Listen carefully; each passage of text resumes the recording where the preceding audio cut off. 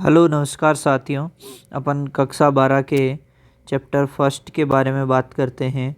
Chapter first अपन ने थोड़ा बहुत देखा है, वो टाइम कंज्यूमिंग ज़्यादा था, तो अपन अब शॉर्ट में क्या, क्योंकि अपनी एक क्लास में एक चैप्टर ख़त्म करना है, तो अपन स्टार्ट करते हैं कूलॉम के नियम से। कूलॉम नहीं है, क्या है, कूलॉम का नियम, या कई जगह कूलॉम्ब लिखा होता है, तो कूलॉम का नियम। इस नियम की सहायता से निर्वात में स्थित दो आवेशों के मध्य लगने वाला बल ज्ञात किया जा सकता है, यानी कि कहाँ स्थित होनी चाहिए, निर्वात में। और यहाँ अपन ने माना कि Q1 और Q2 क्या है, दो आवेश है जो कि कितनी दूरी पर स्थित है, r दूरी के ऊपर एक दूसरे से स्थित है। तो इन आवेशों के मध्य लगने वाला जो बल है वो इन दोनों आवेशों के गुणनफल के तो क्या होता है, समानुपाती होता है, और इन दोनों आवेशों के मध्य की दूरी के वर्ग के क्या होता है, व्युत्क्रमानुपाती होता है। अगर आप दोनों को एक साथ लिखेंगे तो हो जाएगा F समानुपाती है Q1 Q2 के और व्युत्क्रमानुपाती है R स्क्वायर के। अगर समानुपाती नियतांक यहाँ से हटाएंगे तो यहाँ पर अपने K आ जाएगा, ठीक है। और सदिश रूप से वेक्टर यहाँ लगाएंगे तो यहाँ R कैप लग जाएगा, एकांक सदिश है, R कैप क्या है, एकांक सदिश है। यहाँ पर जो K का मान आया वो K का मान कितना है, 9 × 10⁹ न्यूटन मीटर स्क्वायर पर कूलॉम्ब स्क्वायर, या फिर K की जगह अपन 1/4 एप्सिलॉन नॉट भी रख सकते हैं। एप्सिलॉन नॉट क्या है, एप्सिलॉन नॉट है निर्वात की विद्युतशीलता, निर्वात की विद्युतशीलता जिसका मान होता है 8.85 × 10⁻12 कूलॉम्ब स्क्वायर पर न्यूटन मीटर स्क्वायर। इनके मान भी अपने को ध्यान में रखने हैं। F = 1/4 एप्सिलॉन नॉट होता है, तो एप्सिलॉन नॉट = 1/4 F होता है, ठीक है।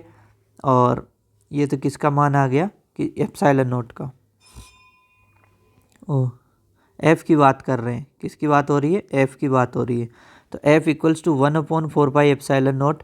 1/4 एप्सिलॉन नॉट कैसे हो रहा है, क्योंकि K है, इस K की जगह अपन ने क्या लिख दिया, 1/4 एप्सिलॉन नॉट। तो F = 1/4 epsilon not into Q1 Q2 R square, ठीक है। अब यहाँ से अपने को एप्सिलॉन नॉट लेना है, तो एप्सिलॉन नॉट को तो ले जाओ यहाँ, और F को कहाँ ले आएंगे, F को ले आएंगे इस जगह पे। तो देखिए एप्सिलॉन नॉट = हो गया 1/4 F Q1 Q2 R square, ठीक है। और विमा इसकी पूछते हैं, विमा इसकी बहुत ही महत्वपूर्ण है, M-1 L-3 T4 A2। यदि दोनों आवेशों के मध्य माध्यम उपस्थित हो तो लगने वाला बल जो है वो कितना होता है। अगर माध्यम हो तो यहाँ पर निर्वात की विद्युतशीलता की जगह क्या लिख देंगे, माध्यम की विद्युतशीलता, बाकी सेम रहेगा। एप्सिलॉन किसकी विद्युतशीलता है, माध्यम की। अब इक्वेशन 1 और 2, इक्वेशन 1 कहाँ है, अपने को दिखाई दे रहा है, इक्वेशन 1 ये रहा, ठीक है। और इक्वेशन 2 का माध्यम के लिए ये रहा, ठीक है। तो इक्वेशन 1 चाहो तो अपन इसे भी इक्वेशन 1 बना बोल सकते हैं, ठीक है। तो इक्वेशन 1 और 2 से, तो F तो है 1/4 epsilon not Q1 Q2 R square R cap, ठीक है। और जबकि FM है, FM है वो कितना बनेगा, 1/4 एप्सिलॉन बनेगा, एप्सिलॉन नॉट नहीं आएगा, यहाँ पर क्या आएगा, एप्सिलॉन आएगा, Q1 Q2 R square R cap. तो ये R स्क्वायर ये इससे कैंसिल हो जाएगा, 4 से 4 कैंसिल हो जाएगा, एप्सिलॉन ऊपर चला जाएगा और एप्सिलॉन नॉट नीचे आ जाएगा। तो F/FM = हो जाएगा आपके पास एप्सिलॉन नॉट, ठीक है। और अपने को पता होना चाहिए कि माध्यम की विद्युतशीलता एप्सिलॉन जो है वो होती है एप्सिलॉन नॉट निर्वात की विद्युतशीलता इंटू यहाँ पर आपेक्षिक विद्युतशीलता है प्रावैद्युतांक, जिसे एप्सिलॉन R कहते हैं, ठीक है। तो अपने पास एप्सिलॉन R = क्या हो गया, एप्सिलॉन नॉट, ठीक है। यानी कि माध्यम की विद्युतशीलता और निर्वात की विद्युतशीलता का अनुपात होती है कौन, आपेक्षिक विद्युतशीलता या परावैद्युतांक। बहुत इंपॉर्टेंट है ये आपेक्षिक विद्युतशीलता या परावैद्युतांक, ठीक है। तो यहाँ से अपन ने एप्सिलॉन नॉट की जगह क्या लिख दिया, एप्सिलॉन नॉट की जगह लिख दिया एप्सिलॉन R, क्या लिख दिया, एप्सिलॉन R लिख दिया, ठीक है। FM चाहिए अपने को, तो FM ऊपर ले जाओ, एप्सिलॉन R को नीचे ले आओ, तो FM = हो गया आपके पास F/एप्सिलॉन R। यानी जिस भी माध्यम में रख रहे हैं उस माध्यम के परावैद्युतांक का भाग लगा दो, तो आपके पास उस माध्यम के अंदर बल आ जाएगा, ठीक है। अब एक बात और ध्यान रखनी है कि जो एप्सिलॉन R है इसका मान 1 से ज़्यादा ही होगा, 1 से ज़्यादा होगा तो बल का जो मान आएगा माध्यम में वो कम आएगा, यानी F जो निर्वात वाला बल है वो क्या है, वो ज़्यादा होगा किसकी तुलना में, माध्यम में लगने वाले बल की तुलना में। बराबर एक ही कंडीशन में हो सकता है जब माध्यम कौन हो, हवा हो। अर्थात निर्वात में स्थित दो आवेशों के मध्य लगने वाले बल का मान माध्यम उपस्थित होने पर लगने वाले बल के मान से क्या होता है, अधिक होता है। प्रावैद्युतांक की परिभाषा है जो कि महत्वपूर्ण बनती है। माध्यम की विद्युतशीलता तथा निर्वात की विद्युतशीलता के अनुपात को आपेक्षिक विद्युतशीलता या प्रावैद्युतांक कहते हैं। तो प्रावैद्युतांक एप्सिलॉन आर बराबर क्या हो गया, एप्सिलॉन अपॉन एप्सिलॉन नॉट, माध्यम की विद्युतशीलता अपॉन निर्वात की विद्युतशीलता। विभिन्न माध्यमों के लिए आपेक्षिक विद्युतशीलता का मान भिन्न भिन्न होता है। जैसे कि अपने को 2 का याद रख लेते हैं, निर्वात का 1 और निर्वात या वायु का धातु या सुचालक का क्या है, अनंत है। जैसे यहाँ दे रखा है कि शुद्ध जल का प्रावैद्युतांक 81 है, तो माध्यम की विद्युतशीलता ज्ञात कीजिए। यानी शुद्ध जल अपने को एप्सिलॉन आर दे दिया शुद्ध जल के लिए, और अपने को माध्यम के लिए यानी एप्सिलॉन का मान पूछा है। फॉर्मूला अपने को पता है, फॉर्मूला अपने को क्या पता है, ये आपको ध्यान रखना है थोड़ा सा। Epsilon equals to epsilon naught epsilon r. दिया क्या है, दिया है अपने को एप्सिलॉन आर। एप्सिलॉन नॉट अपने को पता है 8.85 into 10⁻⁻12 coulomb square newton metre square. तो एप्सिलॉन आर 81 से इसे गुणा कर देंगे, अपने पास आंसर आ जाएगा। 2 प्रोटॉन के मध्य लगने वाला बल ज्ञात कीजिए, उनके मध्य दूरी दी हुई है। तो प्रोटॉन पे आवेश क्या होता है, इलेक्ट्रॉन के आवेश के बराबरी होता है 1.6 इंटू 10⁻19 कूलम। बस ये पॉजिटिव और नेगेटिव का फर्क होता है, ठीक है।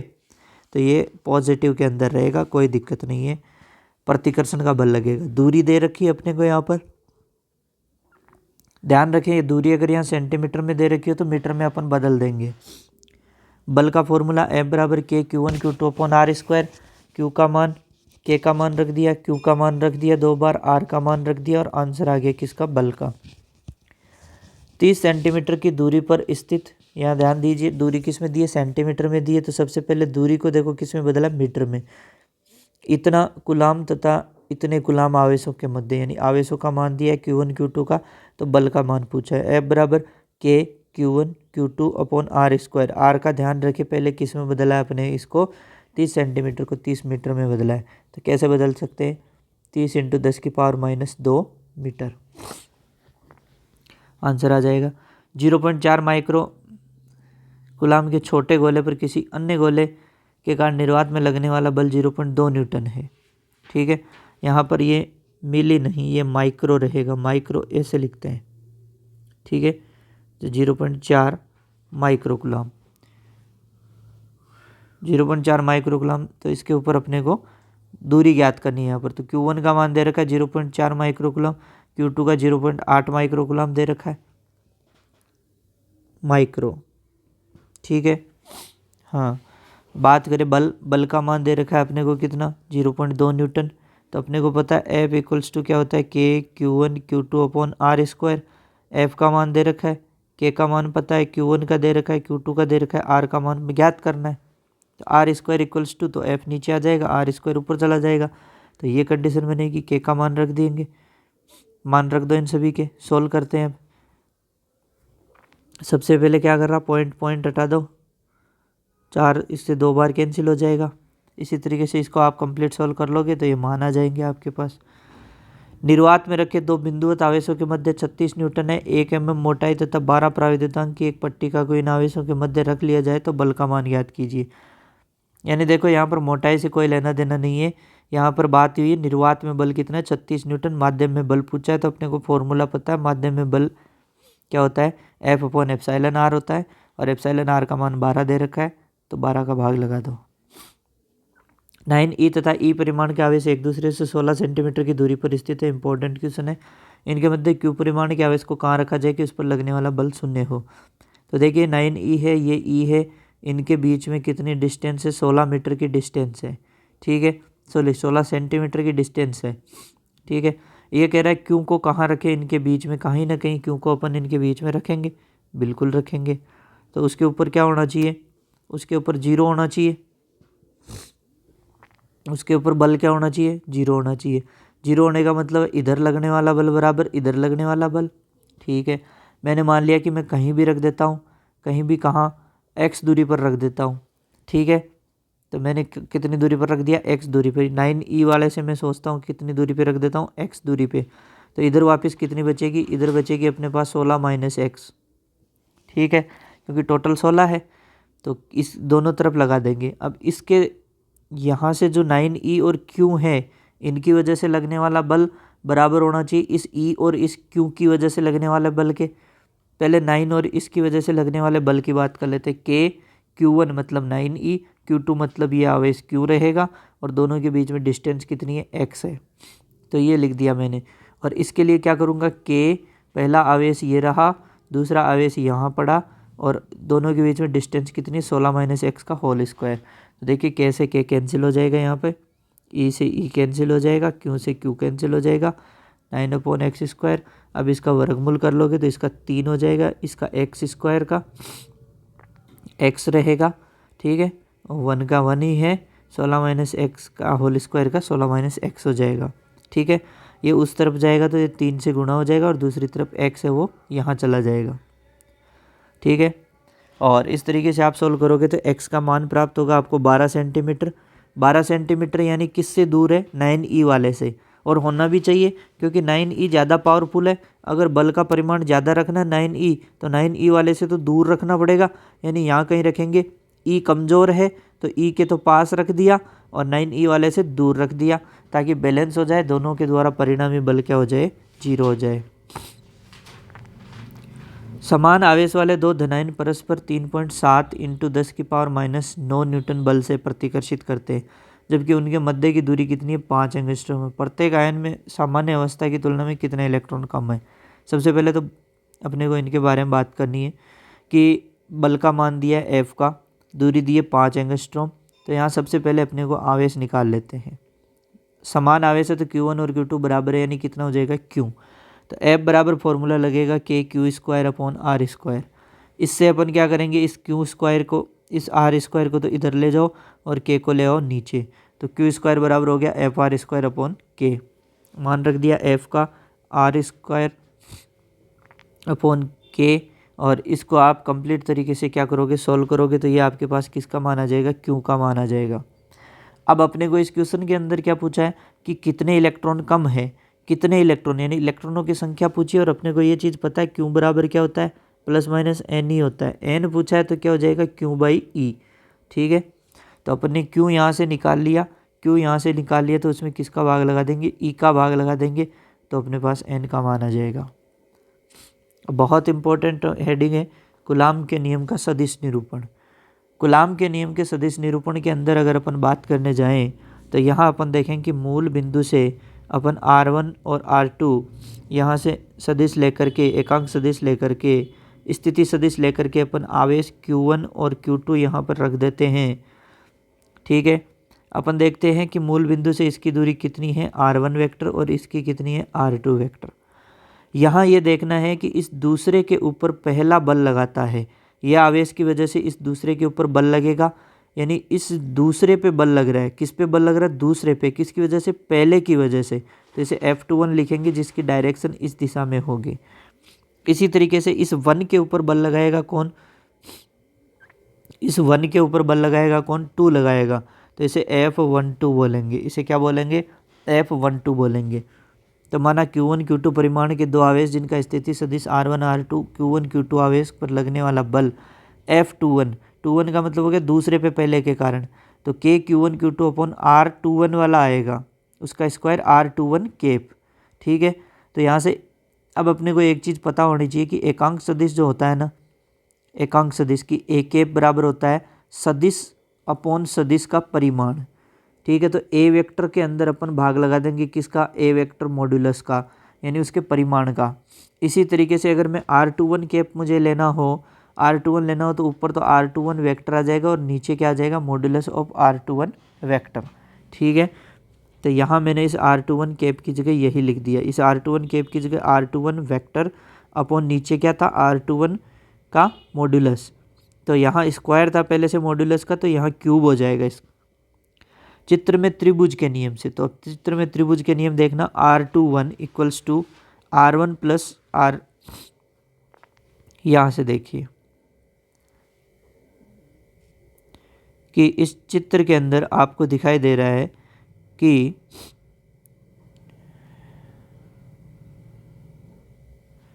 R2 = कैसे हुआ ये देखिए, ये इस डायरेक्शन में जा रहा है, मैं अलग कलर से बता देता हूँ आपको।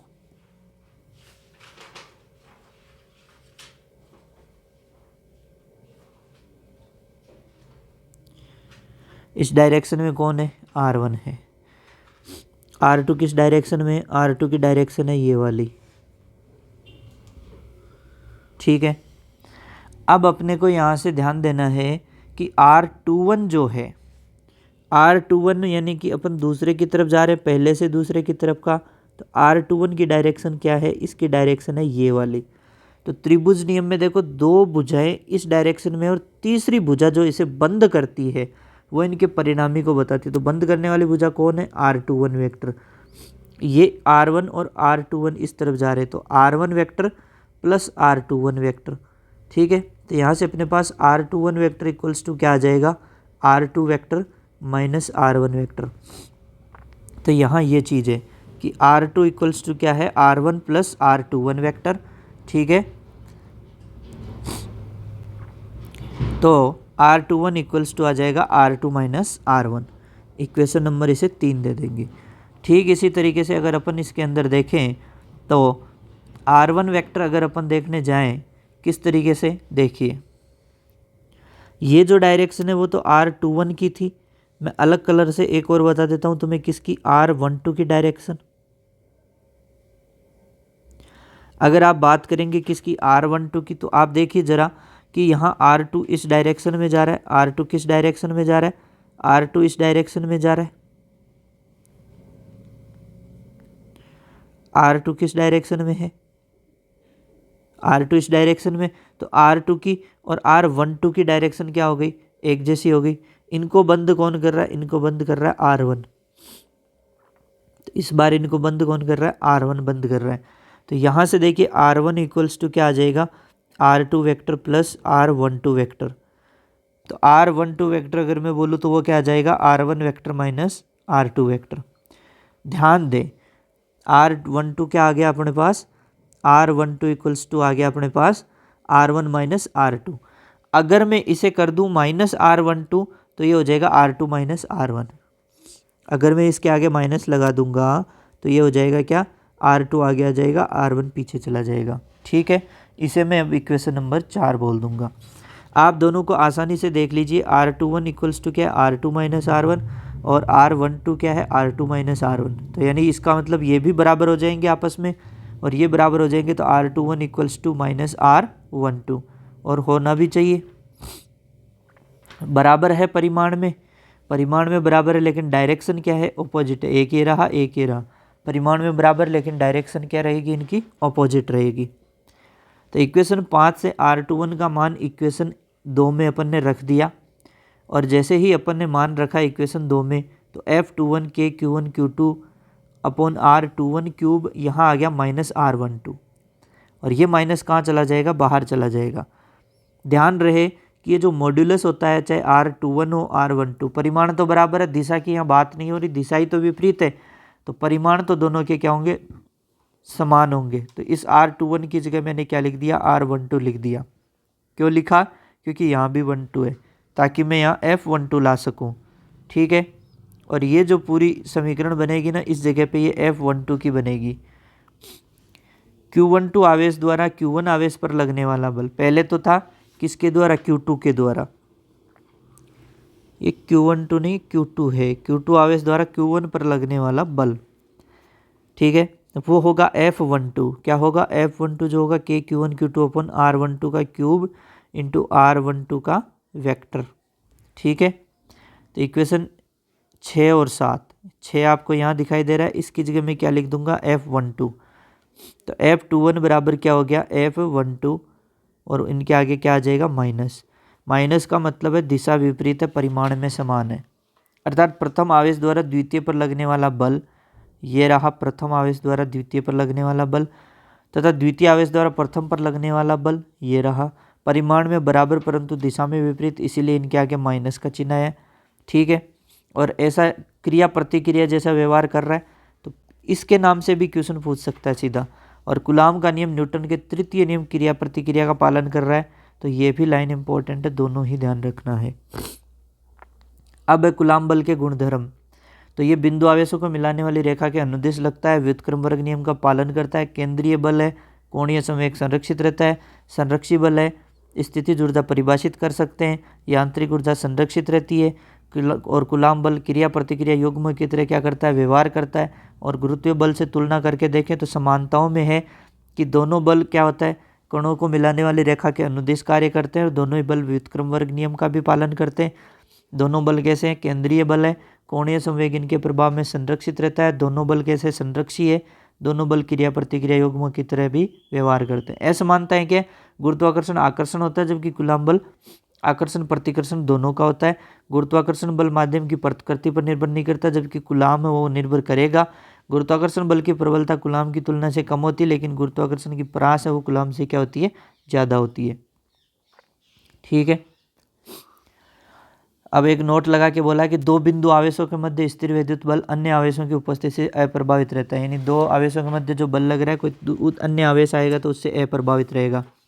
माध्यम की विद्युतशीलता यानी एप्सिलॉन परिभाषा क्या है, माध्यम की विद्युतशीलता माध्यम की प्रकृति को प्रदर्शित करती है, अर्थात ये प्रदर्शित करती है कि पदार्थ को विद्युत क्षेत्र में रखने पर उसका व्यवहार कैसे होगा। फॉर्मूला इसका आ गया epsilon equals to epsilon naught epsilon r. अब बहुल आवेशों के मध्य बल या अध्यारोपण के सिद्धांत भी बोल देता है इस क्वेश्चन को, अध्यारोपण के सिद्धांत से के नाम से भी क्वेश्चन पूछता है। तो यहाँ अपन ने देखा कि वहाँ पहले जो अभिज्ञात किया वो तो दो ही आवेश थे, अब यहाँ पर आवेश क्या है, ज़्यादा। जैसे R1 के ऊपर Q1 है, R2 से ऊपर Q2 है, R3 से Q3 है, इसी तरीके से कई सारे होते जाएंगे। Rn से कितना होगा, Qn आवेश होगा। और इन सभी आवेशों के कारण इस एक आवेश के ऊपर बल देख लेते हैं Q1 के ऊपर। तो इसके कारण Q1 के ऊपर पहला जो बल लगेगा Q2 के कारण, तो Q2 के कारण इस तरफ लगेगा क्योंकि परिमाण अपन ने एक जैसे माने। Q3 के कारण भी प्रतिकर्षण बल लगेगा जो कि इस तरफ लगेगा। 1 पे लग रहा है 2 के कारण तो F12, 1 पे लग रहा है किसके कारण, 3 के कारण तो F13 बोलेंगे इसको। इस साइड जो लग रहा है उसे क्या बोलेंगे, F13 बोलेंगे। ठीक है, F13। तो बहु विद्युत आवेश के निकाय में किसी एक आवेश पर लगने वाला परिणामी बल प्रत्येक आवेश के कारण लगने वाले बलों के सदिश योग के क्या होता है, बराबर होता है। तो सभी का सदिश योग कर देंगे। दो आवेशों के मध्य लगने वाला बल अन्य आवेशों की उपस्थिति के कारण क्या है, प्रभावित भी नहीं होता। ये भी नोट में पढ़ा था।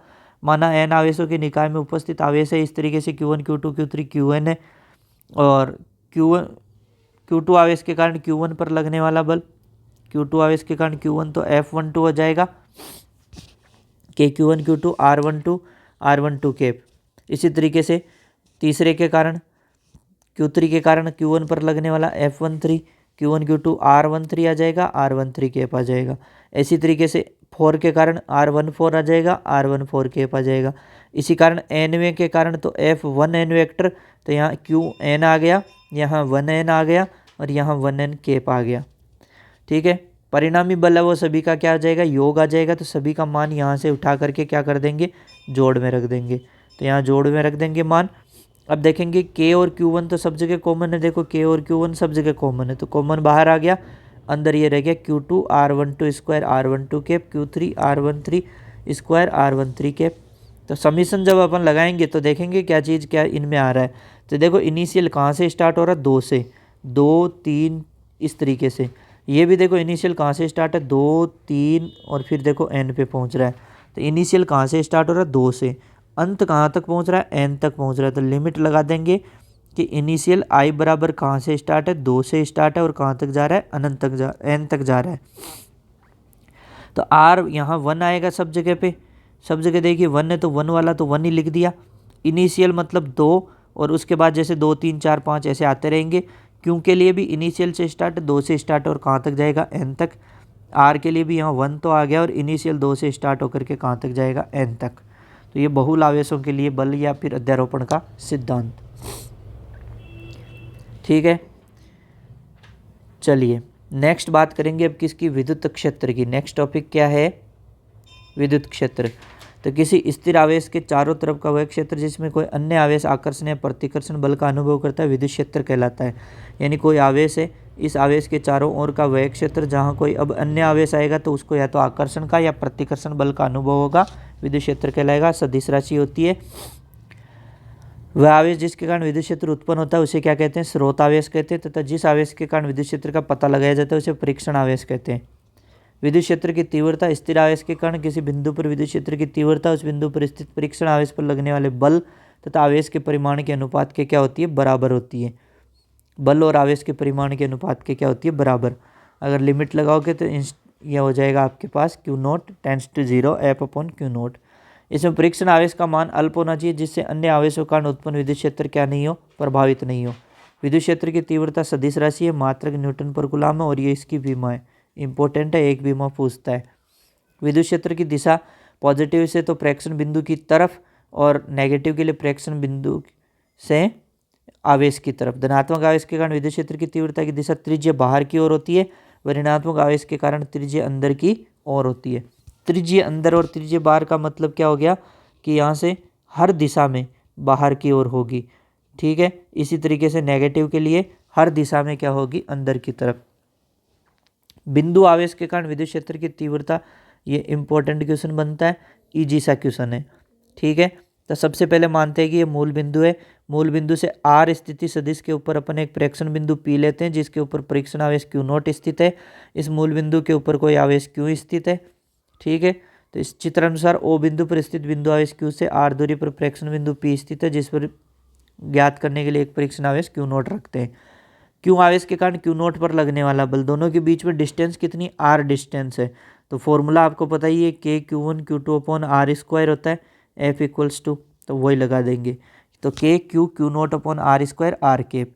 Q आवेश के कारण बिंदु P पर विद्युत क्षेत्र की तीव्रता, तो विद्युत क्षेत्र की तीव्रता अभी भी बोला था बल अपॉन आवेश का अनुपात, तो F vector upon Q note. Equation 1 और 2 से, 1 और 2 से बात करें तो F अपॉन Q नोट, तो E वेक्टर इक्वल्स टू क्या हो गया, F का मान तो ये रहा और Q नोट का उसके नीचे भाग लगाएंगे, तो बोलो Q नोट से एक Q नोट कैंसिल हो जाएगा, तो E का मान आ जाएगा K Q upon R square R के। देखिए ये इसके क्या है, व्युत्क्रमानुपाती है। E है वो R स्क्वायर के क्या है, व्युत्क्रमानुपाती। तो इसमें कैसा ग्राफ आएगा, परवलयाकार ग्राफ आएगा, ठीक है।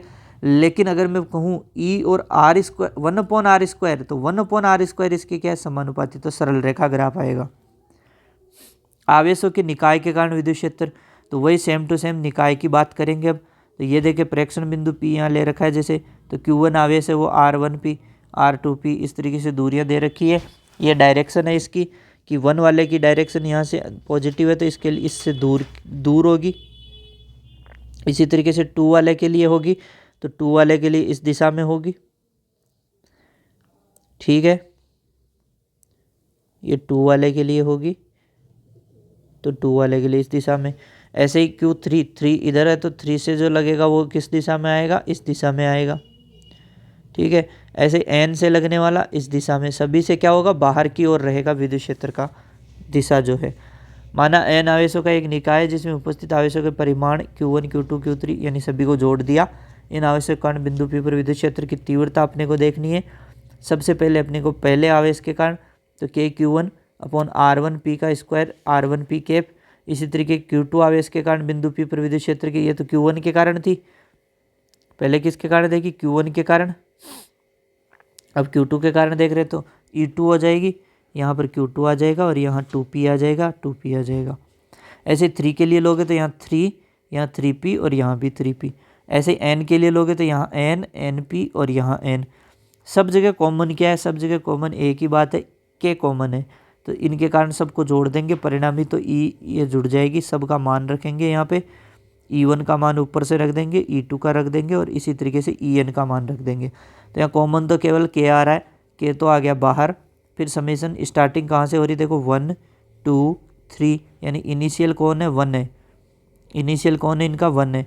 एंड कहाँ हो रहा है, N पे, तो N इनिशियल 1 से लेकर के N तक जा रहा है। R इनिशियल P और Q क्या है, इनिशियल यानी 1 से स्टार्ट है, R इनिशियल P। ये इस तरीके से हो जाएगा। अब विद्युत बल रेखा है, तो किसी धनावेश को विद्युत क्षेत्र में अपन स्वतंत्र छोड़ देंगे तो वो जिस पथ पर गति करता है उस पथ पर खींची गई काल्पनिक रेखाओं को क्या कहते हैं, विद्युत बल रेखाएं कहते हैं। ये क्या होती है, काल्पनिक होती है। निष्कोण वक्र जिसके द्वारा किसी बिंदु पर खींची गई स्पर्श रेखा विद्युत क्षेत्र की तीव्रता की दिशा को क्या करती है, व्यक्त करती है। यानी स्पर्श रेखा क्या बताएगी, दिशा को। धनावेश से तो क्या होती है, आरंभ होती है, अनंत पर समाप्त होती है। ऋणावेश के लिए बोले तो अनंत से प्रारंभ होती है और आवेश पर समाप्त होती है। अगर विपरीत प्रकृति के आवेश होंगे तो धनावेश से शुरू होगी और ऋणावेश पे खत्म होगी। समान प्रकृति के आवेश होंगे तो विद्युत बल रेखाएं एक दूसरे से दूर हटने का क्या करती है, प्रयास, जो कि प्रतिकर्षण बल को बताता है। तो इनके बीच में एक स्थान ऐसा रहेगा जहाँ विद्युत क्षेत्र क्या रहेगा, अनुपस्थित रहेगा, उसे क्या कहते हैं, उदासीन बिंदु। ठीक है, तो दोनों आवेशों के मध्य एक बिंदु जहाँ विद्युत क्षेत्र की तीव्रता शून्य होती है उसे क्या कहते हैं, उदासीन बिंदु कहते हैं, यानी कोई बल रेखा यहाँ पर उपस्थित नहीं होती है। किसी स्थान पर बल रेखाओं की संख्या विद्युत क्षेत्र का परिमाण प्रदर्शित करती है, यानी संख्या ज़्यादा होती है तो वहाँ बल रेखाओं की विद्युत क्षेत्र का परिमाण भी ज़्यादा होगा, और संख्या कम होगी तो विद्युत क्षेत्र का परिमाण भी कम होगा। दो एक दूसरे को प्रतिच्छेदित कभी नहीं करती है, बहुत इंपॉर्टेंट है। ठीक है, क्योंकि प्रतिच्छेदन बिंदु पर दो स्पर्श रेखाएं खींच सकते हैं, इस कारण क्या होता है, वहाँ पर दो दिशाएं होगी जो कि असंभव है। कैसी होती है, सतत वक्र होती है, कभी भी बंद लूप नहीं बनाती, कभी भी बंद लूप नहीं बनाती है। नेक्स्ट है विद्युत द्विध्रुव। नेक्स्ट क्या है, विद्युत द्विध्रुव। देखिए विद्युत द्विध्रुव जब दो समान एवं समान परिमाण के विपरीत प्रकृति के आवेशों को अत्यल्प दूरी पर व्यवस्थित करते हैं तो इस व्यवस्था को क्या कहते हैं, विद्युत द्विध्रुव। कैसी राशि है, सदिश राशि है। दिशा ऋणात्मक आवेश से कहाँ होती है, धनात्मक आवेश की ओर होती है, दिशा का ध्यान रखें। विद्युत द्विध्रुव आघूर्ण। विद्युत द्विध्रुव के किसी एक आवेश के परिमाण एवं दोनों आवेशों के मध्य दूरी के गुणनफल को क्या कहते हैं, विद्युत द्विध्रुव आघूर्ण कहते हैं। तो किसी एक आवेश का परिमाण और दोनों के मध्य की दूरी का गुणनफल, इनकी विमा भी आपको ध्यान रखनी है। ठीक है, और कूलाम इंटू दूरी इसका क्या हो गया, मात्रक। अब अपने अक्षीय रेखा देखना है कि दोनों आवेशों को मिलाने वाली रेखा के मध्य बिंदु तथा दोनों आवेशों से गुजरने वाली रेखा को क्या कहते हैं, अक्षीय रेखा कहते हैं। निरक्षीय क्या होती है, दोनों आवेशों को मिलाने वाली रेखा के मध्य बिंदु तथा अक्षीय रेखा के लंबवत गुजरती है कौन सी रेखा, निरक्षीय रेखा। जैसे कि ये दो आवेश है Q1 और Q2, तो इनको मिलाने वाली रेखा यहाँ से गुजरेगी, वो तो कैसी रेखा है, अक्षीय रेखा। दोनों आवेशों को मिलाने वाली रेखा के लंबवत और उनके केंद्र से गुजरेगी, वो कैसी रेखा है, निरक्षीय रेखा है। विद्युत द्विध्रुव आघूर्ण के कारण विद्युत क्षेत्र की तीव्रता देखेंगे सबसे पहले अक्षीय रेखा के लिए। ठीक है, तो अक्षीय रेखा के लिए क्या देखेंगे कि यहाँ से देखो एक आपके पास -Q आवेश है, दूसरा आपके पास यहाँ पर +Q आवेश है। ठीक है, A और B है, दोनों के मध्य दूरी 2a है। तो मैं अक्षीय रेखा की बात करूँ तो इस लाइन पे मुझे कहीं ना कहीं रेखा लेनी पड़ेगी, कोई बिंदु प्रेक्षण बिंदु P मैंने यहाँ पे ले लिया, जो कि कितना दूरी पर है, इस मूल बिंदु से स्मॉल r दूरी पर अपन ने लिया है। ठीक है, तो A वाले बिंदु से यानी -Q आवेश से दूरी कितनी होगी, r+a, और B यानी कि +Q वाले से कितनी होगी, r-a। कितनी दूरी हो जाएगी, r-a हो जाएगी। चित्र में एक विद्युत द्विध्रुव आघूर्ण दर्शाया गया है जिसमें बिंदु A पर -Q, B पर +Q, दोनों आवेशों के मध्य दूरी 2a। ये 2a स्मॉल लिखेंगे ना, डायग्राम में a स्मॉल ले रखा है, तो इनके मध्य बिंदु O से अक्षय पर प्रेक्षण बिंदु P विद्युत क्षेत्र की तीव्रता ज्ञात करनी है। बिल्कुल, बिंदु P की O से दूरी कितनी, स्मॉल r, सही है। -Q के कारण विद्युत क्षेत्र EA, +Q के कारण विद्युत क्षेत्र क्या है, EB है। ठीक है, प्लस के कारण तो देखो किधर की ओर है, बाहर की ओर है, और माइनस वाले के कारण कहाँ है, अंदर की ओर है, तो ये भी अपने को थोड़ा ध्यान रखना है। अब यहाँ देखो EA, तो इसके लिए दूरी r+a है, तो KQ/r² में r+a का होल स्क्वायर।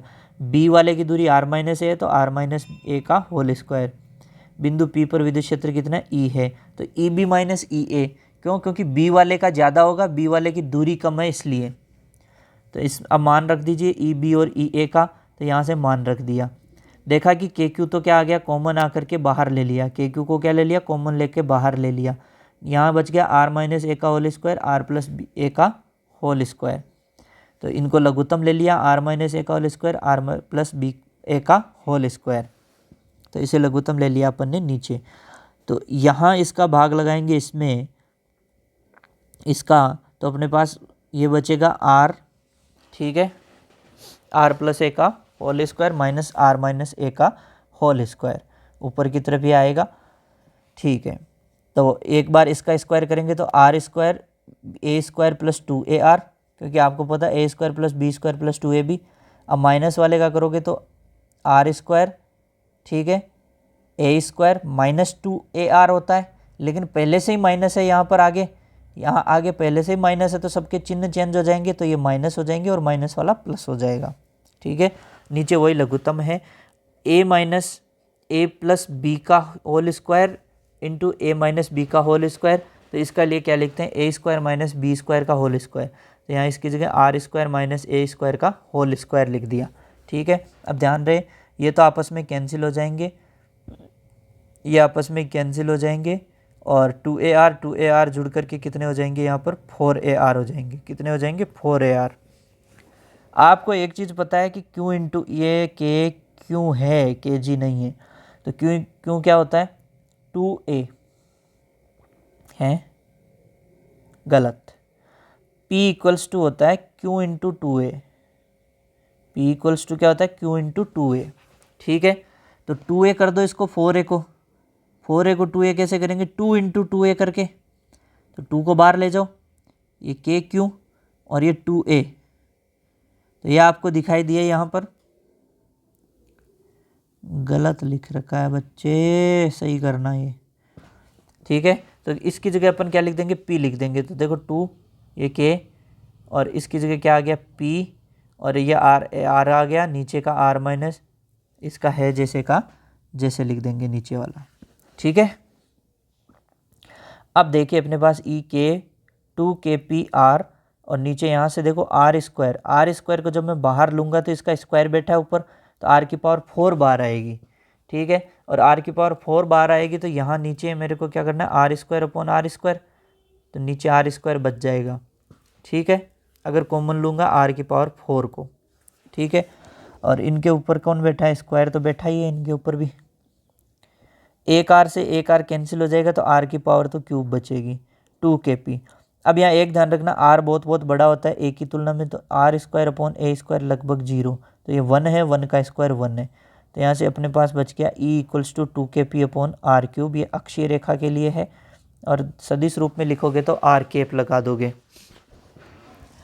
तो अक्षीय रेखा में क्या होता है, विद्युत क्षेत्र की तीव्रता द्विध्रुव आघूर्ण की दिशा में ही होती है, क्योंकि द्विध्रुव आघूर्ण की दिशा यहाँ पे रहेगी आपकी इस तरफ, नेगेटिव से पॉजिटिव की तरफ द्विध्रुव आघूर्ण की दिशा रहेगी, तो इसी दिशा में अपने को परिणामी रूप से विद्युत क्षेत्र बनेगा, यानी दोनों की डायरेक्शन क्या रहेगी, सेम रहेगी। अब निरक्षीय स्थिति पर देखना है, तो निरक्षीय स्थिति पर पहले डायग्राम देख लेते हैं कि बिंदु ए पर -q, बिंदु बी पर +q, दोनों के बीच में 2a डिस्टेंस है। ध्यान रहे कि इस केंद्र बिंदु से स्मॉल r दूरी पर एक प्रेक्षण बिंदु p लिया है, जिस पर अपने को ज्ञात करनी है। यहाँ मैं डायग्राम बता देता हूँ ताकि अपने को थ्योरी नहीं पढ़नी पड़े। r, अब यहाँ पे देखिए कि ये बिंदु ये कोण थीटा है, ये थीटा है, तो अपन क्या चीज़ देखेंगे यहाँ पर इस बिंदु p पर कि यहाँ से माइनस वाले के लिए इसके अंदर की तरफ होती है विद्युत क्षेत्र की तीव्रता, और ये जो +q है इसके लिए किधर की ओर रहेगी, इसके लिए बाहर की ओर रहेगी, ठीक है।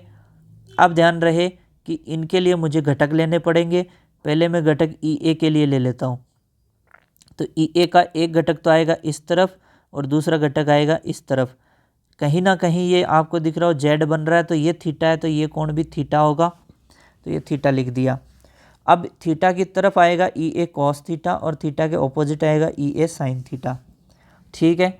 ठीक इसी तरीके से अब मेरे को क्या करना है, इस EB वाले के भी घटक करने हैं, इसका एक घटक तो ऊपर हो जाएगा और एक घटक हो जाएगा इस डायरेक्शन में, ठीक है। तो जो ऊपर की डायरेक्शन में घटक होगा, क्योंकि ये कोण क्या रहेगा थीटा, थीटा कैसे, क्योंकि ये कोण थीटा है, तो आपको पता है कि इस तरीके से जब कंडीशन बनती है तो ये थीटा होता है, तो ये भी थीटा होता है, ठीक है। तो यही कंडीशन बन रही है, ये थीटा है तो ये भी क्या बनेगा थीटा, तो इस तरफ तो आएगा EB कॉस थीटा और इस तरफ आएगा EB साइन थीटा। EA और EB के मान समान बढ़ेंगे, कैसे बढ़ेंगे देखो, क्योंकि ये दूरी है A, ये दूरी है R, ये दूरी भी है A और ये दूरी है R, तो ये R होगी, ये A होगा, तो ये हो जाएगा √r² + a², ये A है R है, तो ये √r² + a², दोनों डिस्टेंस सेम है, तो यहाँ से क्या हो जाएगा, इस जगह पे EB और EA के मान समान होंगे और दिशा विपरीत, तो कैंसिल हो जाएंगे, जबकि EA cos थीटा और EB cos थीटा आपस में क्या हो जाएंगे, जुड़ जाएंगे, ठीक है। तो यही इसका कैलकुलेशन है। आगे देखते हैं अपन, ऊर्ध्वाधर अक्ष के अनुदिश क्षैतिज रेखा के अनुदिश विद्युत क्षेत्र की परिणामी तीव्रता क्या है, E है, तो EA cos थीटा और EB cos थीटा जुड़ जाएंगे, तो 2EA cos थीटा लिख देंगे अपन, क्योंकि EA और EB बराबर है। अब यहाँ से अपने को cos थीटा का मान निकालना है, तो cos थीटा बराबर क्या होता है, आधार बट्टे कर्ण, क्या होता है, आधार बट्टे कर्ण, तो ये रहा आधार कौन है A, कर्ण कौन है, ये रहा √r² + a², तो यहाँ से देख लो A अपॉन √r² + a², ठीक है। ये अपने cos थीटा की जगह रख दिया, क्या रखा, A upon are square plus A square की पावर 1/2, अंडर रूट का मतलब यही होता है। और यहाँ पर R square plus A square की पावर कितनी है 1, 1 और 1/2 कितना हो गया 3/2 इनकी पावर हो गई, ठीक है। और क्यू इंटू 2a, इसको अपन ने देखो 2 को a के साथ ले गए, और क्यू इंटू 2a साथ क्यों लिखा, क्योंकि इसका अपने को पता है इसका मान क्या होता है p होता है, तो इसकी जगह तो लिख दिया p k। और ये देखिए यहाँ से आर स्क्वायर जब बाहर आएगा, आर स्क्वायर बाहर आएगा तो आपको पावर 3/2 दिख रही है, 2 से 2 कैंसिल, तो आर की पावर क्यूब बन के बाहर आएगा। क्या बन के बाहर आएगा? क्यूब। और यहाँ बचाएगा 1 + a² की पावर 3/2। वही बात आपको पता, आर बहुत बहुत ज़्यादा है, a² लगभग लगभग किसके बराबर? 0 के बराबर। तो यहाँ से आपके पास आ गया E = kp/r³।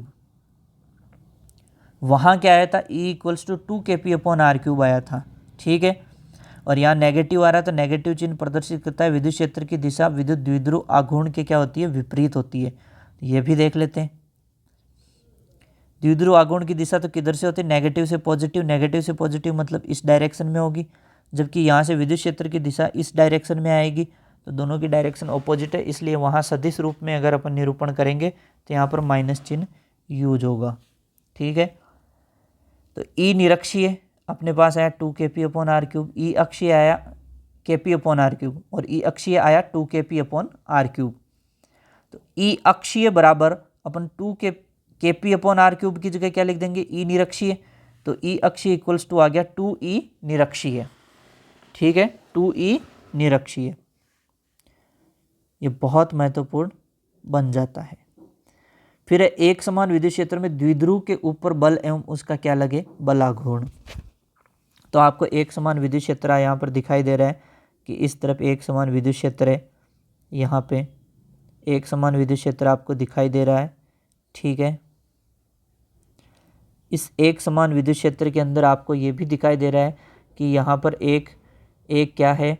आवेश है, -q आवेश है, एक आवेश क्या है? +q आवेश है, ठीक है।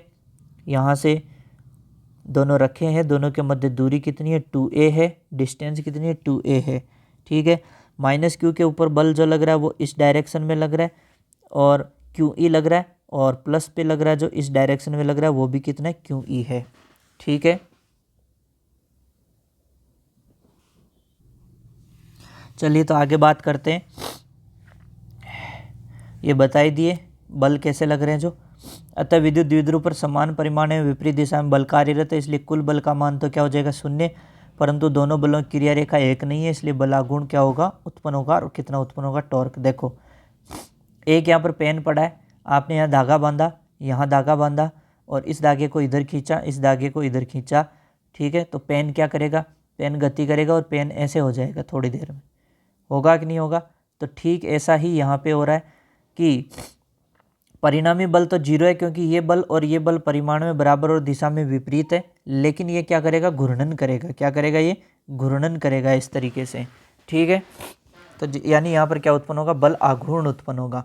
तो टॉर्क बल आघूर्ण होता है किसी एक बल का परिमाण इंटू उनके मध्य की लंबवत दूरी। तो बल का परिमाण कितना है? QE। लंबवत दूरी कितनी है? D है। लंबवत दूरी आपको यहाँ पर दिखाई दे रही है, दोनों के मध्य की लंबवत दूरी कितनी है? D है, ठीक है। तो D का मान भी अपन ज्ञात कर लेंगे। AB sin थीटा लंब बटे कर्ण हो गया। लंब क्या है? D है। कर्ण कितना है? 2a। 2a है, ये कर्ण है, और ये दूरी कितनी है? D है। ये क्या है? थीटा। तो D/2a। तो यहाँ से 2a दूसरे, तो D = हो जाएगा 2a sin थीटा। एक बल का परिमाण QE है, एक बल का परिमाण क्या है? QE है, और ये क्या हो जाएगा? D sin 2a sin theta हो जाएगा। आपको यहाँ क्यों दिख गया, यहाँ 2a दिख गया, आपको पता क्यों और 2a मिल करके क्या बना देंगे? P बना देंगे। तो क्यों और 2a की जगह क्या बन जाएगा? P बन जाएगा। और E यहाँ पर आपको दिख ही रहा है साइन थीटा। आप अगर साइन थीटा को हटाओगे तो क्रॉस आएगा। टॉर्क = क्या है? PE sine theta. अगर साइन थीटा को हटाओगे तो क्या आएगा? क्रॉस। क्रॉस का मतलब है सदिश गुणनफल। अब देखिए केस फर्स्ट, अगर थीटा = 0 डिग्री तो साइन, या फिर 180 डिग्री तो साइन 0 या 180 का मान क्या होता है? 0। तो टॉर्क उस कंडीशन में न्यूनतम आएगा। थीटा = 90 डिग्री तो इस टाइम साइन 90 का मान होता है 1, तो टॉर्क है वो मैक्सिमम आएगा। टॉर्क वो क्या आएगा, मैक्सिमम आएगा और कितना आएगा, पीई आएगा। ठीक है, नेक्स्ट है विद्युत फ्लक्स। विद्युत क्षेत्र में स्थित किसी पृष्ठ के लंबवत गुजरने वाले विद्युत बल रेखाओं की संख्या को क्या कहते हैं, विद्युत फ्लक्स कहते हैं। बहुत इंपॉर्टेंट परिभाषा है। यह कैसी राशि है, अदिश राशि है। विद्युत क्षेत्र ई में क्षेत्रफल डी ए पृष्ठ स्थित हो तो पृष्ठ के निर्गत विद्युत फ्लक्स का मान अपन कैसे ज्ञात कर सकते हैं, देखिए, जो कि क्षेत्रफल सदिश डी ए को प्रदर्शित करता है। पृष्ठ की किसी सतह को धनात्मक लेते हैं, अभिलंब डी ए विद्युत क्षेत्र ई के मध्य कोण थीटा है, तो फ्लक्स को निम्न रूप से, फ्लक्स को कैसे लिखेंगे, D phi equals to E not D A cos theta. ठीक है, और कॉस हटेगा तो क्या आ जाएगा, डॉट आ जाएगा, सदिश अदिश गुणनफल। अतः किसी पृष्ठ निर्गत फ्लक्स का मान विद्युत क्षेत्र ई तथा क्षेत्रफल सदिश के अदिश गुणनफल के बराबर होता है। फ्लक्स कैसी राशि है, अदिश राशि है। इसकी आपको विमा दिखाई दे रही है यहाँ पे। बड़े पृष्ठ से निर्गत फ्लक्स का संपूर्ण पृष्ठ का समाकलन कर लेंगे तो बड़े पृष्ठ के लिए आ जाएगा, समाकलन कर दो। यदि बंद पृष्ठ है तो बंद पृष्ठ के लिए यहाँ पर क्या कर देंगे, बीच में ये गोला लगा देंगे। संबंधित फ्लक्स है वो किस किस चीज़ों पर निर्भर करता है, तो विद्युत क्षेत्र पर निर्भर करता है, क्षेत्रफल सदिश पर निर्भर करता है और कॉस थीटा पर निर्भर करता है। इंपॉर्टेंट बात है, ध्यान रखना है। प्रथम स्थिति cos 0 degree theta equals to 0 degree, तो कॉस 0 का मान 1 होता है, तो उस कंडीशन में फ्लक्स है वो क्या होगा, अधिकतम निर्गत होगा, धनात्मक होगा और अधिकतम होगा। अगर कॉस का मान 90 डिग्री रखूँ तो 0 हो जाएगा, तो फ्लक्स जो है वो कितना हो जाएगा, 0, यानी फ्लक्स शून्य हो जाएगा, दूसरी स्थिति। तीसरी स्थिति है कि थीटा इक्वल्स टू 180 डिग्री, तो कॉस 180 का मान -1 होता है, और ये रखेंगे तो डी थीटा इक्वल्स टू क्या हो जाएगा, डी फाई इक्वल्स टू अपने पास क्या आ जाएगा, माइनस ई डी ए। तो इस स्थिति में फ्लक्स है वो निवेशी होता है और क्या होता है, न्यूनतम होता है और ऋणात्मक होता है।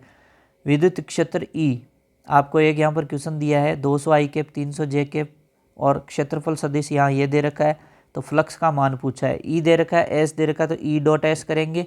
और अदिश गुणनफल में आपको पता है कि आई का आई से, जे का जे से, तो जे का जे से कर दो, आई है नहीं तो जे का जे से कर दिया, तो जे का जे से कितना हो गया, 5 × 3 15, 1500 × 10⁻³ ठीक है। अब है जी आवेश वितरण। आवेश वितरण है सतत आवेश वितरण। जब किसी चालक को आवेश दिया जाता है तो आवेश संपूर्ण चालक में वितरित हो जाता है, इसे सतत आवेश वितरण कहते हैं। 3 प्रकार का होता है, रेखीय, पृष्ठ और आयतन।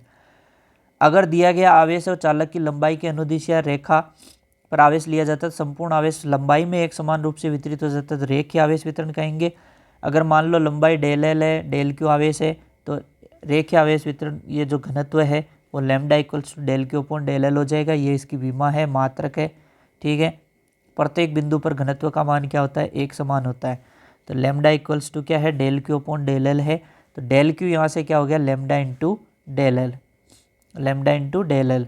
तो डी ई इक्वल्स टू क्या हो गया, K del Q upon are square R cap. तो यहाँ से डी ई क्या हो जाएगा, समाकलन कर दो 0 से लेकर के उसकी टोटल लंबाई कितनी है, एल लंबाई तक। तो के और लैम्डा आपके पास क्या आ जाएंगे, बाहर आ जाएंगे, क्योंकि इनके मान है फिक्स रहने, समाकलन ये अंदर रह जाएगा। इसी तरीके से पृष्ठ आवेश वितरण है, तो पृष्ठ पर आवेश दिया जाता है तो संपूर्ण पृष्ठ पर एक समान से वितरित हो जाता है। इसको बोलेंगे सिग्मा, और सिग्मा इक्वल्स टू आ जाएगा del Q upon del S. विमा निकाल लेंगे, मात्रक निकाल लेंगे। सेम उसी तरीके से del Q equals to sigma del S हो जाएगा। तो इस डेल क्यू की जगह मान रखेंगे, के और सिग्मा क्या हो जाएगा, बाहर आ जाएगा समाकलन से, बाकी वो सेम वैसा का वैसा ही बन जाएगा।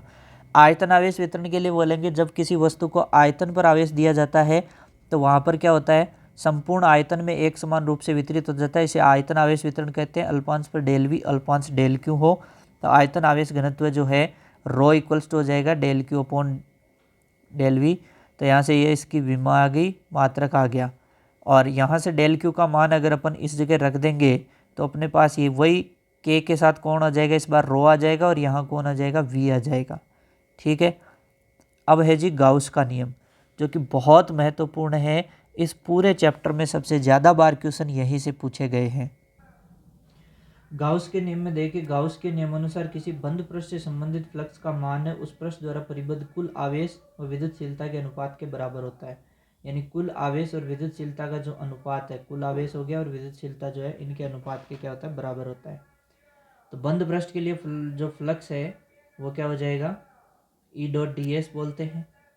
ई डॉट विद्युत क्षेत्र और क्षेत्रफल का जो अदिश गुणनफल है उसके लिए बोलते हैं अपन, और बंद पृष्ठ के लिए है तो यहाँ पे अपन ने इसको किस तरीके से ऐसे दिखा दिया, ठीक है।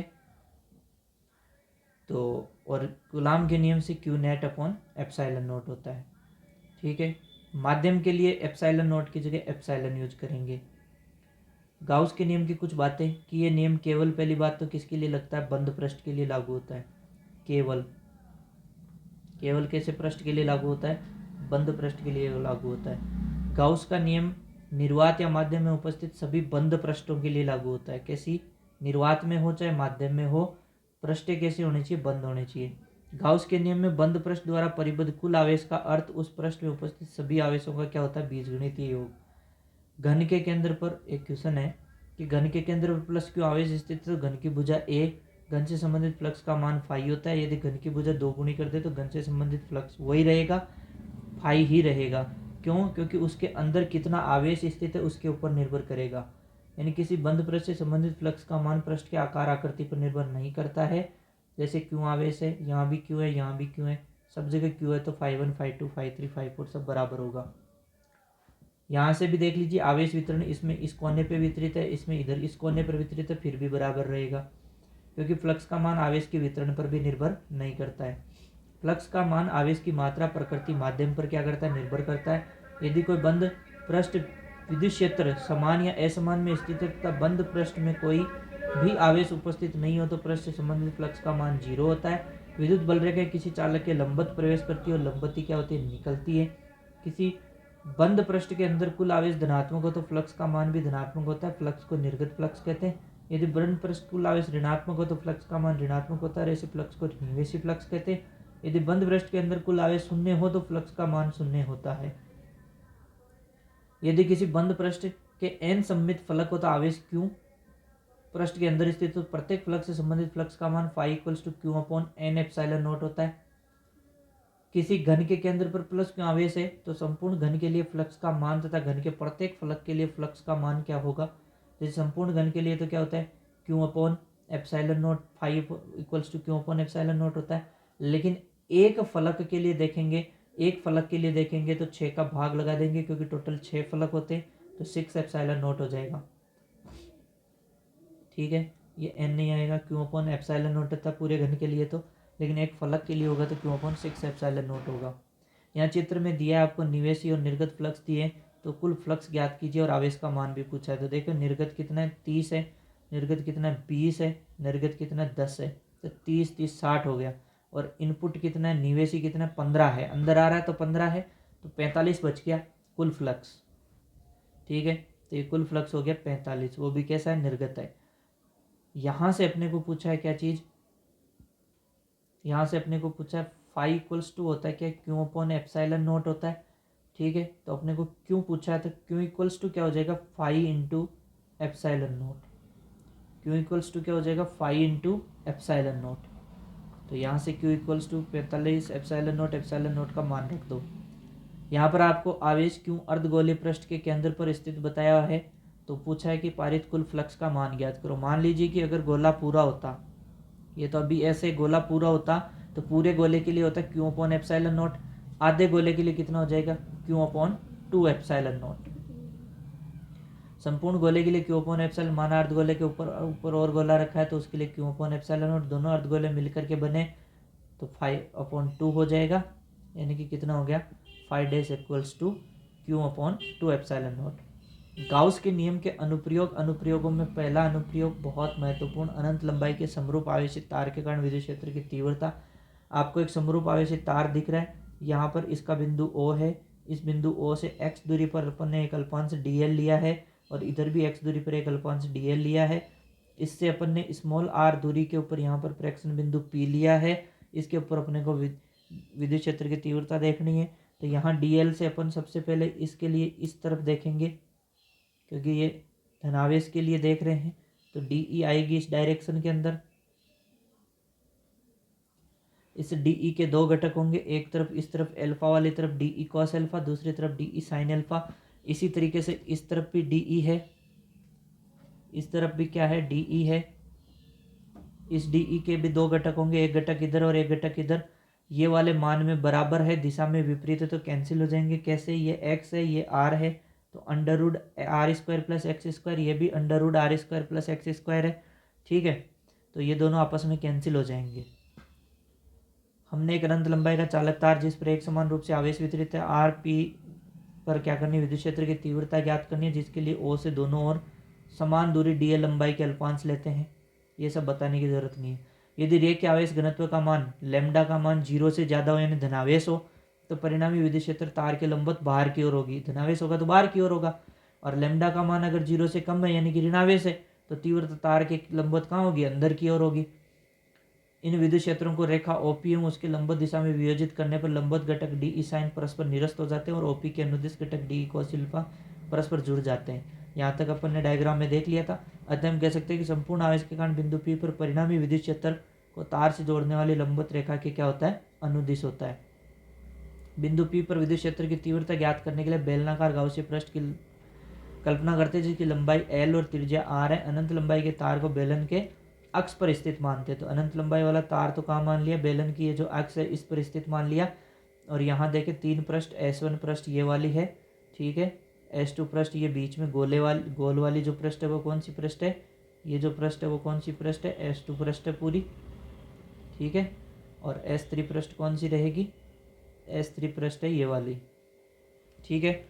तो यहाँ से देखिए इसका एरिया लंबवत रहेगा, इस तरफ रहेगा, और ई इस तरफ रहेगा। इसी तरीके से इसका एरिया इस तरफ और ई इस तरफ रहेगा। तो यहाँ तो कोण बन रहा है 90 डिग्री का, लेकिन यहाँ पर एरिया जो है वो लंबवत बाहर की तरफ है और ई भी बाहर की तरफ है। यहाँ कोण बन रहा है 0 डिग्री, ठीक है। तो फाइन नेट है वो सभी के लिए जुड़ जाएगा, S1 का, S2 का और S3 का। लेकिन S1 और S3 में 90 डिग्री है, 90 डिग्री वाला तो 0 हो जाएगा, केवल एक बचेगा cos 0 डिग्री। cos 0 का मान 1 होता है तो ई डी ए, ई कहाँ आ जाएगा, बाहर आ जाएगा, ई बाहर आ गया। डी ए मतलब इसका आपको स्पाइरल वाले का वो क्या लेना है, एरिया। स्पाइरल का एरिया कितना होता है, इसकी परिधि कितनी है 2 पाई आर इंटू इसकी लंबाई कितनी है एल, तो 2 पाई आर एल इसका क्या हो गया, एरिया। गाउस के नियम से फाइनेट अपने को पता है क्यू अपॉन एप्सिलॉन नॉट होता है, और यहाँ अपने पास फाइनेट आया कितना, E into 2 pi R L. तो इनको बराबर कर दो, E into 2 pi R L equals to Q upon epsilon not. यहाँ से ये जो 2 पाई आर एल है उसको इस तरफ लेके आ जाओ, तो अपन देखेंगे Q upon 2 pi epsilon not R into L. यहाँ अपन क्या करेंगे, ऊपर नीचे 2 से गुणा कर देंगे। ऊपर नीचे 2 से गुणा क्यों कर रहे हैं, ताकि 2 पाई एप्सिलॉन नॉट कितना बन जाए, 4 पाई एप्सिलॉन नॉट बन जाए। तो ऊपर आपके पास आ गया 2 lambda upon 4 pi epsilon not R. 1 upon 4 pi epsilon not की जगह क्या रख देंगे, के। तो ई इक्वल्स टू आ गया आपके पास 2 के लैम्डा अपॉन आर, 2 के लैम्डा अपॉन आर। अब यहाँ से देखेंगे कि आर है वो व्युत्क्रमानुपाती है, तो व्युत्क्रमानुपाती है तो ई के और आर के बीच में जो ग्राफ बनाएंगे वो आएगा आयताकार अतिपरवलय, ठीक है। ई और लेमडा, लेमडा तो समानुपाती है तो इनके सरल रेखा। ई और 1 अपॉन आर के बीच ग्राफ देखेंगे तो ये भी कैसा आएगा, सरल रेखा। अब अपरिमित कुचालक पट्टिका के कारण विद्युत क्षेत्र की तीव्रता, तो कुचालक पट्टिका के कारण विद्युत क्षेत्र की तीव्रता देखेंगे तो पट्टिका दिख रही है जिसका पृष्ठ आवेश घनत्व सिग्मा है, और वही चीज़ बाहर की ओर ये वाले साइन अल्फा वाले कैंसिल हो जाएंगे और कोस अल्फा वाले जुड़ जाएंगे। तो दिशा बाहर की तरफ ही आएगी लंबवत। तो चित्र में अपरिमित अनंत सीट जिसके ऊपर आवेश एक समान रूप से वितरित तथा पृष्ठ आवेश घनत्व सिग्मा है, हमें लंबवत ओपी इक्वल्स टू आर पर विद्युत क्षेत्र की तीव्रता ज्ञात करनी है। तो इसमें ये सब आप देख लेंगे, आसान चीज़ है। अपन यहाँ पे बात करते हैं कि अपन बेलनाकार गाउसीय पृष्ठ की कल्पना करते हैं जिसका आपको S3, S1 और S2 तीनों पृष्ठ दिखाई दे रही है। तो सबसे पहले S1 के लिए बात करें तो इसके लिए देखो कोण यहाँ पर 0 डिग्री रहेगा। दूसरा अपन बात करें S2 के लिए तो यहाँ E डॉट डी ए है, अंदर की तरफ है ये तो। और तीसरा बात करें E डॉट डी ए किसके लिए, तीसरे के लिए, तो यहाँ भी 0 डिग्री। क्यों, क्योंकि देखो त्रिज्य बाहर की तरफ होता है तो पॉजिटिव के लिए इधर भी बाहर की तरफ होगा और इधर भी बाहर की तरफ होगा, तो इसीलिए इसके लिए भी विद्युत क्षेत्र क्या रहेगा, इधर बाहर की ओर रहेगा, ठीक है। तो यहाँ भी थीटा 180 नहीं करना है, थीटा यहाँ पर 0 डिग्री करना है। तो बीच वाले के लिए, पहले के लिए थीटा 0 डिग्री, लास्ट के लिए थीटा 0 डिग्री, बीच में थीटा 90 वाला तो क्या हो जाएगा, 0 हो जाएगा। तो ये तो गया, बच गए कितने, 2। तो ई डी ए हो गया 2 ई डी ए, तो 2 ई बाहर आ गया और डी ए अंदर रह गया। डी ए को अपन ए बोल देंगे टोटल। तो यहाँ से अपने फाइनेट आ गया कितना, 2 ई ए, ठीक है। तो गाउस के नियम से कितना होता है, क्यू अपॉन एप्सिलॉन नॉट बराबर रख दो, 2EA equals to Q upon epsilon not, ये 2 इधर चला जाएगा, ए इधर चला जाएगा, तो q upon 2 epsilon naught a, q upon a यानी आवेश अपॉन क्षेत्रफल, ये क्या हो जाएगा, पृष्ठ आवेश घनत्व सिग्मा, तो ई इक्वल्स टू आ गया sigma upon 2 epsilon not, E equals to क्या आ गया, सिग्मा अपॉन 2 एप्सिलॉन नॉट। सदिश रूप से लिखेंगे तो यहाँ पर एन कैप लगा देंगे जो कि एकांक सदिश का काम कर रहा है। यहाँ आर के साथ ग्राफ है वो ऐसे ऐसे रेखा आने का मतलब है आर पे निर्भर ही नहीं कर रही, ई समानुपाती आर की पावर 0, आर के ऊपर निर्भर ही नहीं कर रही है, ई समानुपाती आर की पावर 0। और सिग्मा के मध्य लोगे तो सिग्मा तो समानुपाती है, तो सरल रेखा ग्राफ आ जाएगा। अगर यहाँ पर चालक पट्टिका ले लें तो क्या होगा, तो अपरिमित समरूप आवेशित चालक पट्टिका का निकट स्थित किसी बिंदु पर विद्युत क्षेत्र की तीव्रता की दिशा अचालक पट्टिका की भांति ही अभिलंबित बिंदु को जोड़ने की रेखा के अनुदिश आती है। अचालक व चालक में अंतर क्या है, तो अचालक पर आवेश उस स्थान पर रहता है जहां उसे देते हैं, ठीक है, दोनों पृष्ठों पर विद्यमान रहता है, जबकि चालक पट्टिका के आंतरिक भाग में विद्युत क्षेत्र क्या होता है, शून्य होता है, ठीक है। तो चालक पट्टिका पर पृष्ठ घनत्व सिग्मा है, तो चित्रानुसार एक बेलनाकार गाउसीय पृष्ठ की कल्पना करेंगे, दोनों पृष्ठों पर सेम रहता है इसके, तो यहाँ पर अंदर एक पृष्ठ तो देखो ये वाले पर 0 हो जाएगा अंदर वाले पृष्ठ पे, और S3 ये पृष्ठ भी कहाँ आ जाएगी, अंदर की तरफ, तो यहाँ केवल एक ही पृष्ठ बची है अपने पास, तो कॉस EDA EDA, पहले वाले के लिए 0 डिग्री, दूसरे के लिए cos 90 तो वैसे 0 हो गया, तीसरी वाले के लिए तो मान ही 0 है, ठीक है, वो उसके अंदर है, तो केवल EDA बचेगा, EDA बचेगा तो अपने पास आ जाएगा EA, वहाँ आ रहा था 2EA, तो यहाँ क्यू अपॉन एप्सिलॉन नोट से जब इसे बराबर रखेंगे तो E equals to sigma upon epsilon not. ये ध्यान रखना है किसके लिए, चालक के लिए, ग्राफ वही सेम रहेंगे कुचालक के जैसे ही। अब नेक्स्ट कुचालक ठोस गोलीय कोष के कारण विद्युत क्षेत्र की तीव्रता, तो कुचालक गोलीय कोष पर एक समान रूप से आवेश वितरित है तथा आयतन आवेश घनत्व, यहाँ अब कौन आ रहा है, आयतन आवेश घनत्व, जिसे किससे प्रदर्शित करते हैं, रो से, तथा त्रिज्या आर है, इसके केंद्र ओ से स्मॉल आर विद्युत क्षेत्र की तीव्रता ज्ञात करने के लिए एक बंद गोलीय गाउसीय पृष्ठ की कल्पना करते हैं जिसकी त्रिज्या क्या लेते हैं, आर।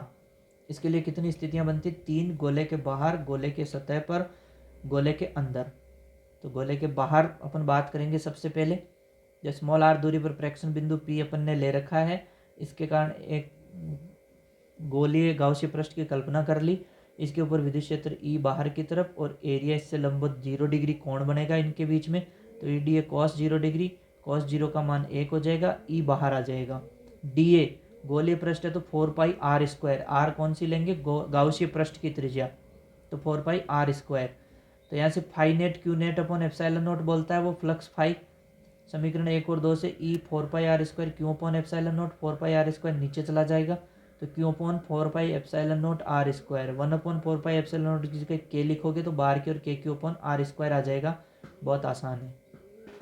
सदिश रूप में लिखोगे तो आर कैप लगा दोगे, क्या लगा दोगे, आर कैप लगा दोगे, गोले के पृष्ठ पे मतलब इसकी ये सरफेस पे आ गए, सरफेस पे आ गए तो small r equals to capital R, तो पृष्ठ के ऊपर क्या हो जाएगा आपके के क्यू अपॉन कैपिटल R², पृष्ठ के ऊपर क्या हो जाएगा, K Q upon capital R², E surface equals to हो जाएगा के क्यू अपॉन R²।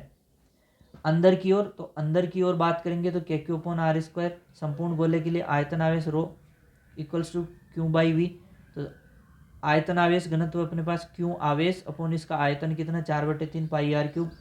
गाउसीय पृष्ठ के लिए आयतन आवेश घनत्व, गाउसीय पृष्ठ तो अंदर की ओर लेंगे तो गाउसीय पृष्ठ छोटी मानी जाएगी ना, इतनी गाउसीय पृष्ठ ये हो जाएगी, तो इसके लिए आवेश कितना माना, Q' माना, ठीक है। नया आयतन कितना है, V' है, नया आयतन क्या है, V' है, जो 4/3 पाई स्मॉल r, ये गाउसीय पृष्ठ वाला r आएगा, इस बार r कौन आएगा, गाउसीय पृष्ठ वाला, तो इन दोनों से अपन तुलना करके देखेंगे, क्योंकि तो यहाँ देखेंगे 4/3 पाई से 4/3 पाई कैंसिल, तो जो Q' आवेश है वो Q r³ ये देखो हुआ क्या है,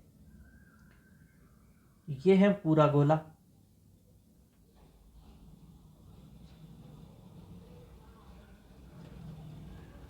ये है पूरा गोला। लेकिन अपन ने क्या देखा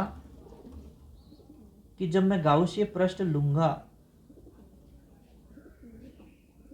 तो ये तो स्मॉल r का रहेगा, पूरे गोले पर आवेश है Q, मुझे इस पर चाहिए Q' आवेश, क्योंकि मुझे गाउसीय पृष्ठ का आवेश चाहिए, तो मैंने क्या बोला कि घनत्व इसका भी बराबर होगा और घनत्व इसका भी रो होगा, घनत्व दोनों के बराबर होंगे, अपन ने दोनों के अलग अलग घनत्व निकाल लिए, इसका घनत्व पूरे गोले का घनत्व तो कितना आया कि उसका आवेश अपॉन इसका आयतन 4/3 पाई आर क्यूब, क्योंकि पूरे गोले की त्रिज्या कितनी थी, आर थी।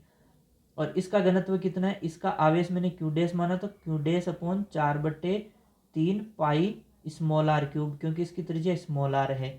ठीक है, दोनों को बराबर रखा तो अपने पास क्यू डैश आ गया, Q small R cube upon capital R cube. और इसका मान अब समीकरण 1 में रख देंगे। समीकरण 1 क्या था, समीकरण 1 था के क्यू अपॉन आर स्क्वायर। तो इस क्यू डैश मान लेते हैं, तो क्यू डैश का मान अपन ने इस जगह से ये रख दिया।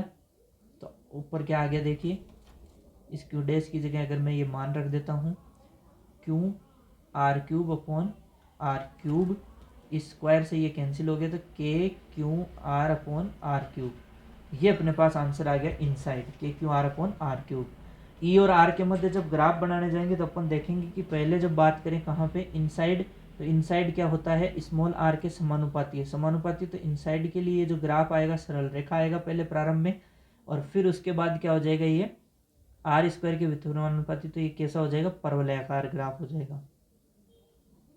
उसके बाद आगे कैसा ग्राफ हो जाएगा, परवलयाकार ग्राफ हो जाएगा। ठीक है, तो ये इनसाइड का मान हो गया। ठीक है, गोले की सतह पर अपन ने पहले ही बता दिया कि सतह के ऊपर के Q upon capital R cube. समरूप आवेशित गोले कोष के कारण विद्युत क्षेत्र की तीव्रता, समरूप आवेशित गोले कोष के कारण देखेंगे तो आर त्रिज्या का आपको गोले कोष दिखाई दे रहा है, जिसके लिए पृष्ठ आवेश घनत्व, क्योंकि गोले कोष है तो अंदर वितरित नहीं रहेगा, उसकी पृष्ठ पर रहेगा, तो यहाँ पृष्ठ आवेश घनत्व सिग्मा आएगा। इस गोले के केंद्र से स्मॉल आर दूरी पर विद्युत क्षेत्र की तीव्रता ज्ञात करनी है। गोले के अंदर ओ से स्मॉल आर त्रिज्या के गाउसीय पृष्ठ की कल्पना करते हैं। 3 स्थितियां बनेगी। गोले कोष के बाहर तो वो तो सेम टू सेम ही रहेगा, कुछ अलग गोले के जैसा ही रहेगा, तो वही आएगा के क्यू अपॉन आर स्क्वायर। ठीक है, फिर बात करेंगे गोले की सतह पर, तो k Q upon capital are square, वो भी सेम रहेगा। गोले के अंदर कोई आवेश ही नहीं है तो ई इक्वल्स टू 0 हो जाएगा। तो इस स्थिति में गोलीय गाउसीय पृष्ठ द्वारा जो अपन मान निकालेंगे वो आवेश शून्य होगा, क्योंकि आवेशित गोले कोष पर केवल पृष्ठ पर स्थित है, तो क्यू नेट इक्वल्स टू क्या हो जाएगा, 0। तो विद्युत क्षेत्र अंदर की ओर कोई विद्युत क्षेत्र नहीं है, आवेश नहीं है, विद्युत क्षेत्र नहीं है, तो यहाँ ग्राफ भी नहीं है, ग्राफ केवल आगे का ग्राफ है। ठीक है, समरूप आवेशित चालक के कारण विद्युत क्षेत्र की तीव्रता, तो वो भी सेम टू सेम रहेगी, किसके जैसे, जो अभी गोले कोष के निकाली वैसा का वैसे चालक के लिए रहेगी। क्यों, क्योंकि यदि किसी विद्युत चालक को अतिरिक्त आवेश दिया जाए तो सदैव उसकी बाह्य सतह पर वितरित रहता है, कोई अतिरिक्त आवेश उसके भीतरी भाग में नहीं रह सकता, क्योंकि अतिरिक्त आवेश अंदर स्थित आवेशों के प्रतिकर्षण के कारण सीमा बाहरी सतह पर आ जाएगा। स्थिर वैद्युतीय परिस्थिति में चालकों के भीतर विद्युत क्षेत्र शून्य होता है। आवेशित चालक गोले के लिए प्रेक्षण बिंदु की वही 3 स्थितियां, पहला तो सभी में सेम है, तीनों गोलों में ही। दूसरे के अंदर वही small R equals to capital R वाला बात करोगे, लेकिन तीसरे कंडीशन में वही ई बराबर 0 हो जाएगा। ठीक है, ग्राफ वही सेम बनेगा। गाउस का नियम लिखिए तथा किसी गोलीय पृष्ठ के लिए फ्लक्स का सूत्र व्युत्पन्न कीजिए। इंपॉर्टेंट क्वेश्चन है, या कूलॉम नियम से गाउस नियम की क्या कीजिए, उत्पत्ति कीजिए। तो यहाँ से अपन देख लेते हैं कि मैंने कोई गोला माना जिसकी त्रिज्या आर है, यहाँ से कोई प्रेक्षण बिंदु लिया, उस प्रेक्षण बिंदु से देखा विद्युत क्षेत्र की तीव्रता ई, और वहाँ पर क्षेत्रफल अपन ने ले लिया कितना, डी ए। तो डी फाई इक्वल्स टू कितना हो गया, ई इंटू डी ए, और cos 0 degree E D A हो जाएगा। कूलॉम नियम से बिंदु आवेश के लिए विद्युत क्षेत्र की तीव्रता E equals to 1/4 pi epsilon not into Q upon are square हो जाएगा। ठीक है, और ई का मान इक्वेशन 1 में अपन ने रख दिया। 1 में रखेंगे तो D phi equals to 1/4 pi epsilon not Q upon are square into D A. और आपको पता है निर्गत फ्लक्स का मान ज्ञात करने के लिए दोनों पक्षों का क्या कर देंगे, समाकलन कर देंगे। तो डी फाई का तो क्या हो जाएगा, फाई हो जाएगा 1/4 पाई एप्सिलॉन नॉट ऐसा का ऐसा क्यू अपॉन आर स्क्वायर, समाकलन डी ए। तो डी ए गोला है तो 4 पाई आर स्क्वायर हो जाएगा। 4 पाई से देखो 4 पाई कैंसिल हो जाएगा, आर स्क्वायर से आर स्क्वायर कैंसिल, तो ये बच के Q upon epsilon not. Coulomb बल का यूज करते हुए अपन ने क्या निकाल दिया, गाउस का नियम निकाल दिया। ठीक है, हो सकता है थोड़ी सी चीज़ें फास्ट हो, कोई बात नहीं है, रिवीजन है तो इतना फास्ट होना ही चाहिए। 1 घंटे में चैप्टर खत्म हो गया, इसी तरीके से बाकी चैप्टर भी अपन खत्म करेंगे। Okay, thank you so much.